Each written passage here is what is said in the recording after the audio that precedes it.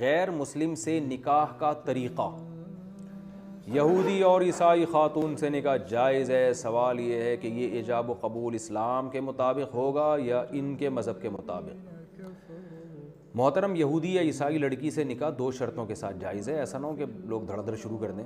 پہلی بات، وہ واقعی یہودی اور واقعی عیسائی ہو، یعنی جو ایتھیس نہ ہو، ملحد نہ ہو۔ آج بہت سے لوگ نام کے عیسائی ہیں مگر وہ حضرت عیسیٰ کو پیغمبر نہیں مانتے، تو وہ واقعی بائبل کو اور تورات کو اللہ کی کتاب مانتی ہو اور پیغمبروں کے سلسلے کو مانتی ہو، تو پھر عیسائی بنے گی، پھر یہودی بنے گی، چاہے وہ اپنے مذہب پر ہی ہو۔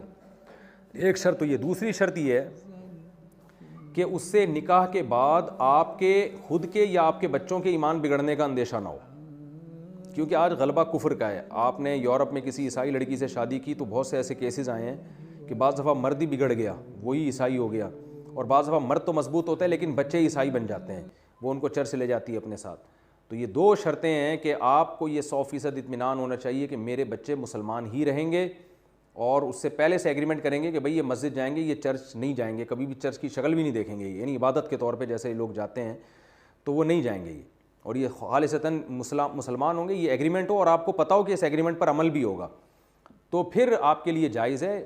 اور یہ بھی اس کے لیے بہتر جائز ہے، یعنی جائز تو سب کے لیے ہے لیکن بہتر اس کے لیے جس نے ایک شادی مسلمان عورت سے بھی کی ہو، کیونکہ اگر اس طرح سے مسلمان مرد انگریز لڑکیوں سے شادیاں شروع کر دیں گے تو مسلمان لڑکیوں کے تو رشتے پہلے ہی نہیں ہو رہے، ان کے لیے تو رشتے مارکیٹ میں ویسے ہی شارٹ ہیں، تو بیچاری کہاں جائیں گی، وہ تو برباد ہو جائیں گی، وہ تو زنا کی طرف، دوستیوں کی طرف جائیں گی۔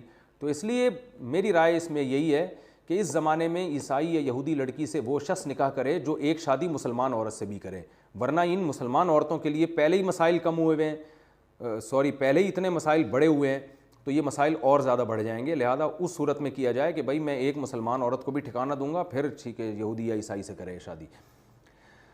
تو پہلی بات تو یہ۔ دوسرا، شادی کا طریقہ کیا ہوگا؟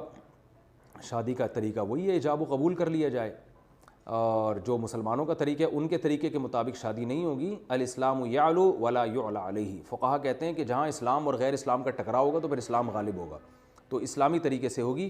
ویسے عیسائیوں کا طریقہ وہی ہے جو اسلامی ہے، یعنی یہودیوں کا بھی وہی طریقہ ہے۔ اسلامی کا مطلب ان میں بھی ایجاب و قبول ہوتا ہے، وہ انگلش میں ایجاب و قبول کرواتے ہیں، اور ڈو یو ایکسیپٹ کہہ دیتے ہیں، ہم کہتے ہیں نا قبول ہے، تو وہ انگلش میں کہہ دیتے ہیں کہ تم اس کو قبول کرتی ہو یا کرتا ہو۔